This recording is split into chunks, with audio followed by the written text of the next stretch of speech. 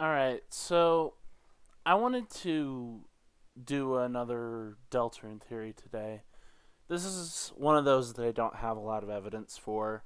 This is another one of my just, hey, I want to get a concept out there and see what the fan base does with this idea and see if they can maybe make it work better than I can, see if they can find more evidence than I can. Um, I want to suggest this idea. So in chapter 5, we are getting a lot of hints that Ralsei is something beyond just a regular Darkner. It's not clear if he is a Darkner or if he's like something beyond that. Um, it like Flowery calls him an impossibility. So whatever he is, it's something that maybe shouldn't have happened or something along those lines. Like something that's just very confusing as to how it happened, but it still happened. And so I kind of want to suggest this idea. The Titans, right? They're sort of like Darkners, but instead of being tied to an object, they are more so tied to a concept. So the Titans are tied to the fear of the dark, right? They're the embodiment of fear, they're the embodiment of a concept. And there have been suggestions that Ralsei could be the embodiment of a concept, like the embodiment of friendship or something. I think that's a pretty interesting theory.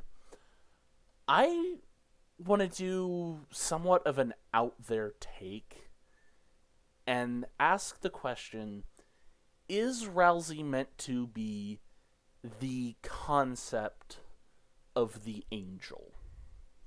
Not the angel, literally.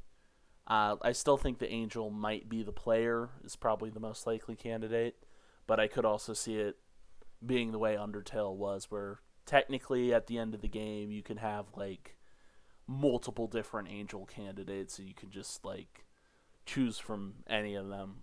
Like the player, Chara, Azrael, all of these characters fit the description of the angel. And it almost feels intentional that you can just like take that interpretation, take whatever interpretation just fits better. Um, I'm asking the question of if Ralsei is like the embodiment of the concept of the angel. And I say this because Rudy mentions Chris and Azrael made an angel doll. Um, and they gave it really big wings, right? That feels like something that's going to come back. You know, people have considered the idea that one of these angel dolls could become a Darkner in the future.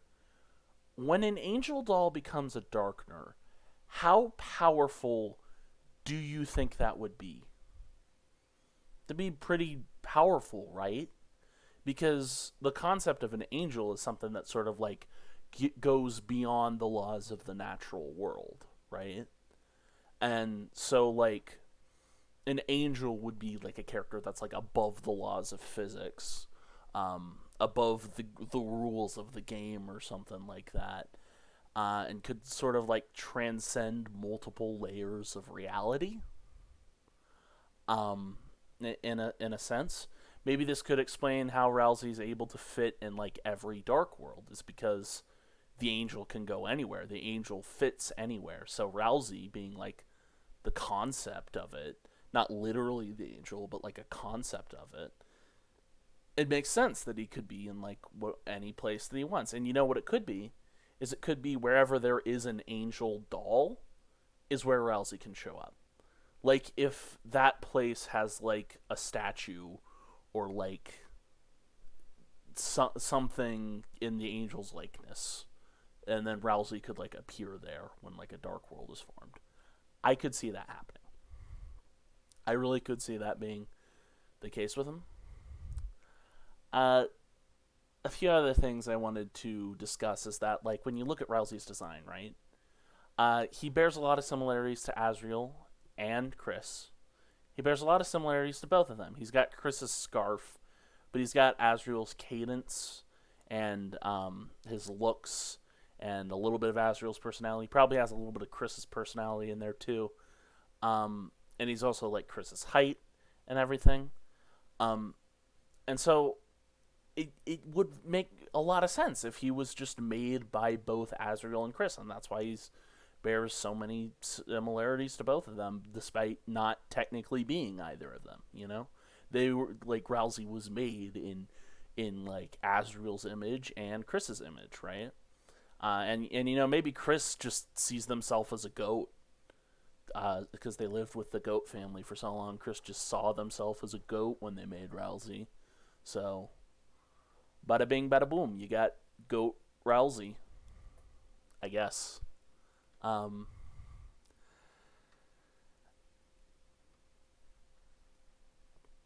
this could also explain why Ralsei has so much like both angel and devil imagery.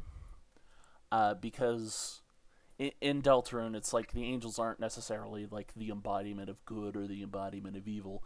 It's more like they're these immensely powerful beings that have the potential to be either. So like you know, if the player makes any good choice, it will be presented with like angelic imagery. If the player makes any evil choice, it will be presented with demonic imagery. So like the player isn't like God or Satan. It's more like just a powerful being that uh, makes powerful choices, I guess. And so like maybe this is the deal with Ralsei is that like he's trying to be an image bearer for the angel. He's trying to be someone that like you know uh, it makes Chris feel safe, right? He's trying to protect Chris. But because he has like a flawed concept of how he's supposed to act, sometimes he bears like more devil imagery. You know, when he has like his when he does things in like that very flawed way that he does things, and like he lacks understanding of nuance. He's kind of learning what it means to be an image bearer, I guess, if I can discuss it in one way. He's like learning what it is to be an image bearer. And he goes from the dark prince, as he calls himself in chapter 1, and then he goes to like the fluffy prince in chapter 2. And of course, you know, he takes his hat off, so his face is a lot less dark, and we get to see like his bright, shining face. And you know, when you get to chapter 4, you know, he starts giving you like the sort of Ralsei angels come down and like heal you as like sort of a good angel, you know. So it's like it might even be that like he transitions away from being the dark prince to being the light princess. I don't know. Like I could see that happening. That'd be that'd be a strange turn, but hey, you know, it could happen. Um I mean I definitely think like him turning into a princess may happen, but like you know, specifically the Princess of Light, I feel like that would just be a little bit. It would work though. It would work given the story. I feel like it would work super well.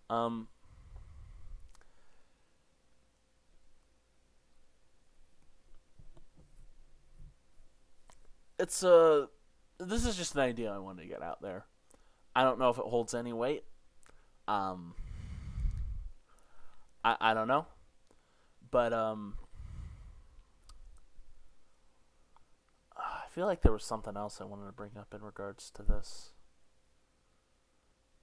Well, I guess the other thing I want to bring up is that what else could Ralsei be apart from the concept of friendship? I mean, if he is just the concept of friendship, I mean, I feel like that's an idea that works pretty well, although that is a little bit vague. Because like I don't think he would be the red headband anymore, because the red headband would almost definitely just be like an average standard darkener. The red headband wouldn't be this impossibility, unless Flowery's trying to say that all darkeners are impossibilities, which you know maybe he is trying to say that. I don't know, but I don't I wouldn't think Ralsei would be just a regular item by this point in the story. I think he'd be something bigger, something that's like a lot bigger deal than like the crayon or the red headband. I'm pretty sure Eram is the red headband. I've been more and more sure that Eram is the red headband, and he's the shadow mantle too. He's like the bad thing. You don't want to go after the red headband because the red headband tells you to do bad things. Um, um,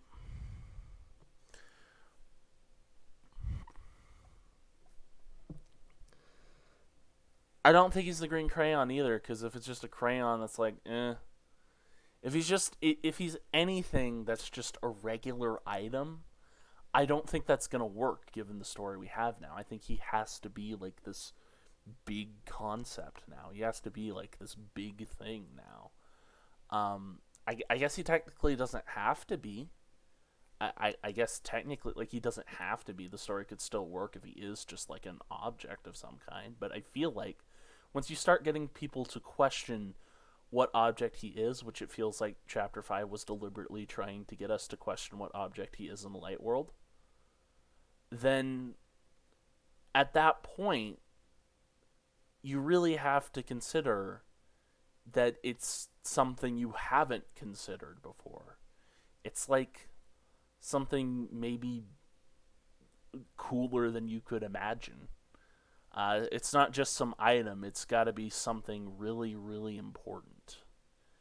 And I think the angel doll, but by extension, like the concept of the angel, brought to life through this little fluffy boy, this little flawed Aslan, I guess. I mean, he does remind me of Mr. Tumnus a little bit, with like, him being like the first character you see, and he's got like this bright personality. He's got the horns. Reminds me of Mr. Tumnus a little bit. I don't know. Let me know what you think of this. Expand on this idea if you want to. Um, this is just a thought, and I'm not even like 100% sure that this is what's gonna happen. This is just a random thought I had that I don't know how much evidence there is for it. So just, I don't know. Take this theory how you will and do what you want from it. Go from there.